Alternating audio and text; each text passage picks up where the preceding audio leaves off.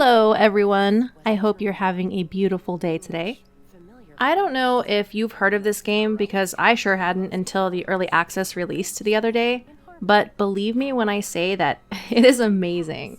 This isn't the usual genre of game I post, but I just had to make a video discussing it because I really cannot stop playing it. It's called Disney Dreamlight Valley, and it's essentially Stardew Valley meets Animal Crossing with Disney characters. Before I get into it, if you are new to the channel, please consider subscribing. I would love to have you. I want to give a quick mention that we have hit 100 subscribers. That is such a big deal. Oh my gosh, I'm so thrilled. Thank you guys so much. I can't even explain to you or express to you what your support means to me. It's absolutely amazing. I'm so humbled, so grateful. So again, thank you. So, to begin with, there's a separate character creator you download for free, which can be used to get a bigger selection of clothing and hair options for your character to start with, which you can then export into the game. I guess this was an option before the actual game launched, so people could toy around with the customization options. The character creator is really impressive. There's many different body type options, which I fully appreciate as I like to have a curvier character. And then the skin options are also more detailed, even with the inclusion of vitiligo, which I think is really, really cool. What's good to know is you can change your appearance at any time in the game, including face shape, skin color, all of that stuff. So nothing is set in stone if you end up disliking something. I love the freedom in that because there's so many times I'll make a character and then I see one simple little flaw and then I can't stand it and then I have to make a whole new character and it's really annoying. I especially love the hairstyles. They did such a good job on all of these hair options. There's so many cute ones to choose from, but the ponytail is my absolute favorite. And then the clothes. The clothes are also very, very cute. You can layer with a jacket and even add a backpack. I really like the backpack styles. Pretty much all of them look really good. There's lots of hats, Mickey ears, headbands, earrings, and even watches. Once I finally decided on my look, I exported the character to the full game, which was really easy to do. Speaking of the full game, there are 3 different purchasing options. The base game for $39.99, a silver tier for $49.99, and then the ultimate gold tier for a whopping $69.99. I went with the middle option, as it offered an in-game pet, some more clothing and housing accessories, and some of the in-game currency. The in-game currency is used to buy an optional battle pass type of thing, with which you can get more clothes and housing items. It's based off of a theme for that particular battle pass. The battle pass that's going on right now actually has to do with the Incredibles, and I absolutely had to get the Incredibles outfit. Once you get into the game, you're introduced to Merlin from The Sword in the Stone. Oh my gosh, I love that movie so much. I watched it so often as a kid, but anyway. He tells you that Dreamlight Valley has been overrun by these night thorns and he is unable to clear them. The ruler of Dreamlight Valley suddenly left at an event called the Forgetting, and Merlin cannot remember why, hence the name of the event, and that caused the night thorns to overrun the valley. These thorns are also causing everyone to continue to lose their memories or disappear altogether. It's discovered you are able to harness the Dreamlight magic and clear the thorns. You are then tasked with clearing the valley of these thorns and helping to bring back all of the characters who either left to their own realms to escape the night thorns or are disappearing altogether. You're given a house, and then the first thing Merlin asks you to do is to find the royal tools: a shovel, fishing pole, pickaxe, and watering can. These items allow you to farm, collect ore and things buried underground, and catch fish. Before I set out to find them though, I collected some of my bonus items and decorated my little house. It ended up looking quite cozy. This house decorating feature is really enjoyable. And later on in the game, you have the option to upgrade it to make it bigger, which also expands your storage space. You can even start to add different rooms, like a bedroom, a specific kitchen, stuff like that. The outside starts to look nicer too, which is even more rewarding. Oh, and one other thing to mention. So yes, you have a house you can freely move stuff around in. That's not a new concept. It's in a lot of other games. But you can also move anything in the entire valley. Yes, you can move already built buildings, plants, add furniture, literally anywhere. Add walkways. The options are pretty endless with what you can do. That is a really neat concept and takes personalization to a whole nother level. Anyway, once I set out to find the tools, I cleared some thorns and then ran into Scrooge McDuck. He actually scared me a little bit, and I'm not really sure why. I think it was just he's bigger than I expected. I guess that's it, I don't know. He asked me to find Goofy down in the meadow and to help him reopen his stall. This would in turn help Scrooge to get his business of selling clothing and furniture back open. To get to Goofy, I had to find the pickaxe as the path was blocked by boulders. I found the axe and removed it from the stone it was stuck in. It was the pickaxe in the stone instead of the sword. You know, from the movie? Get it? Anyway, removing it turned the sky from dark and creepy to bright and beautiful. It was at this point in the game that the time of day started to match my in real life time of day, kind of like in Animal Crossing.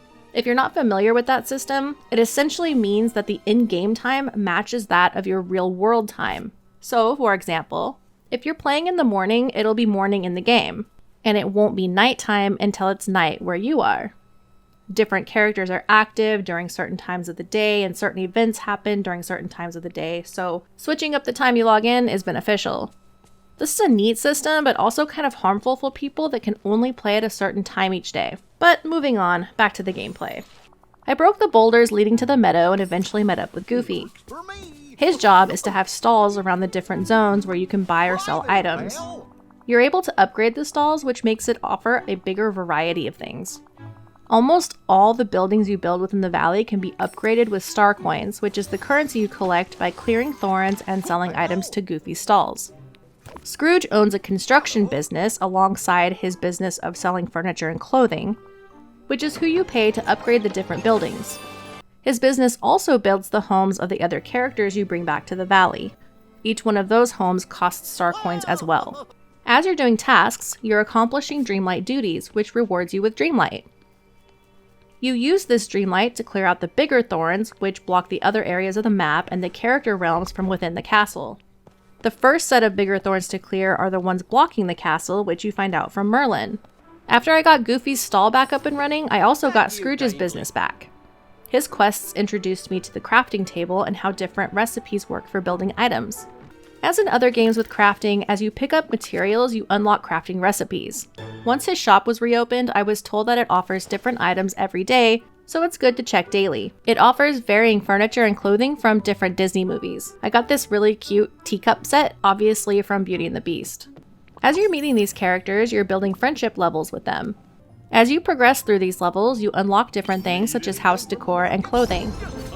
Also, as you build your friendship, you can opt to give the companion an ability to give you more items while farming, mining, digging, or fishing when you're hanging out with them. Having a character hang out with you increases your bond with each action you do, so it's smart to always have someone accompanying you.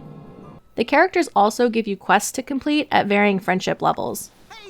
Before getting into the castle, I met up with Mickey, who introduced me to the cooking and farming system.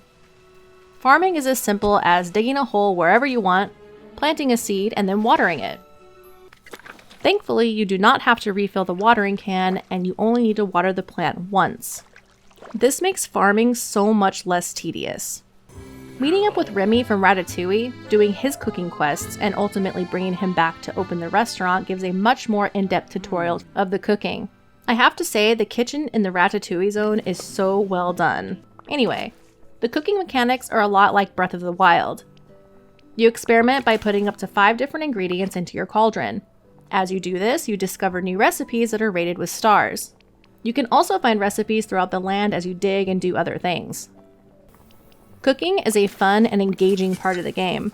The meals can be used as gifts to give your companions for friendship experience, sold to Goofy's stall for some star coins, or eaten for more energy when you have run out.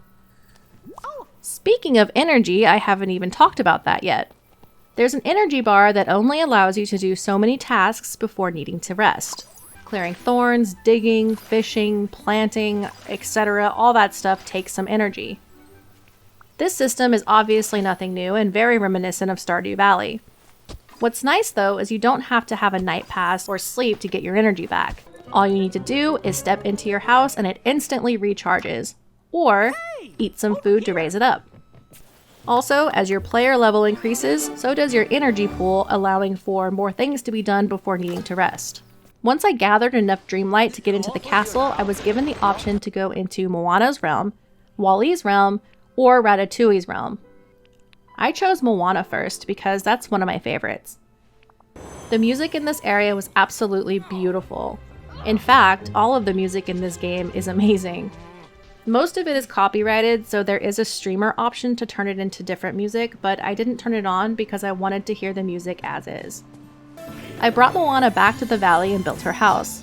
I wanted to put her house near the beach, but couldn't clear the big thorns blocking the way. This is when I found out about the pillars that are spread throughout the valley. According to Merlin, they once protected the valley, but are broken. The only way to fix them is to build friendships with the characters. Once that is accomplished, you are then able to move on to the next zone. In this case, that was the beach. It didn't take very long to get 3 characters to friendship level 5. Between hanging out with them, giving them gifts, and completing their quests, it was done fairly quickly. Hey there. Once the curse was lifted from the meadow, I opened the beach up. You can have Goofy open a stall down here too to sell even more items. There's different plants and resources on the beach, unlocking more crafting recipes as well. This also introduces the fast travel system. You can unlock wells to use as a means of fast travel between different zones by paying for them with star coins.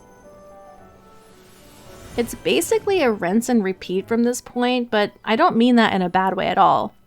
It's all about completing tasks, building friendships, discovering hidden objects and recipes, collecting items, upgrading buildings, and seeing who you'll meet next.